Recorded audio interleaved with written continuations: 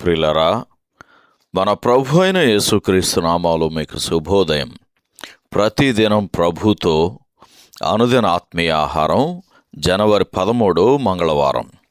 నేటి మన ధ్యాన లేఖనం యోబు గ్రంథం 11వ అధ్యాయం 7, 8, 9 వచనాలు.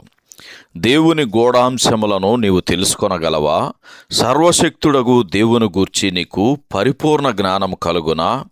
అది ఆకాశ వీధి అంత ఉన్నతమైనది, నీవేమి చేయుదువు? పాతాళము కంటే లోతుగానున్నది, నీవేమి ఎరుగుదువు? దాని పరిమాణము భూమి కంటే అధికమైనది, దాని వెడల్పు సముద్రము కంటే అధికమైనది. వ్యాఖ్యానాంశం: సర్వశక్తుడైన దేవుడు, ఆయన కృప, ప్రేమ. వ్యాఖ్యానాంశం: సర్వశక్తుడైన దేవుడు, ఆయన కృప, ఆయన ప్రేమ. వ్యాఖ్యానం: ఇప్పుడు మాట్లాడే వంతు జోఫరుకు వచ్చింది. అతడు ఒక విచిత్రమైన ఆదరణకర్త. ఇతడు తక్కిన ఇద్దరు స్నేహితుల కంటే, అంటే ఎలీఫజు, బిల్దదు కంటే కఠినంగా మాట్లాడుచు ప్రారంభంలోనే యోబును వదరబోతూ, అబద్ధీకుడు, అపహసించువాడు అని నిందిస్తూ ఉన్నాడు. 2, 3 వచనాలు చదవండి. అతడు యోబు యొక్క దోషమును గూర్చి మాట్లాడుచున్నాడు. 6వ వచనం చదవండి. మనుష్యుడు దేవునిచే ఆశీర్వదింపబడాలంటే ఎలా ఉండాలో అని 13వ వచనం నుండి జోఫరు వివరించుచున్నాడు. అనగా ఇది చెయ్యాలి, అది చెయ్యాలి అని చెప్పుచున్నాడు. దీనినే మత సంబంధమైన మనస్సు లేక లీగలిజం అని అంటాం.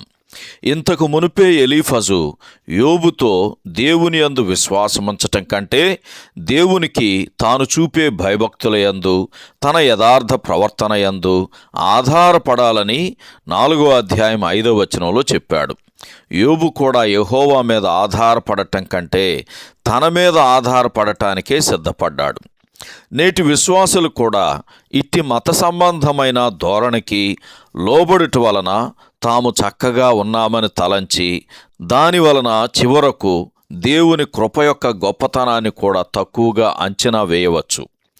7 నుండి 9 వచనాలలో దేవుని అనంతమైన ఔన్నత్యము యొక్క ఎత్తు, లోతు, పొడవు, వెడల్పులను గురించిన సూటి ప్రశ్నలు సంధించబడినాయి.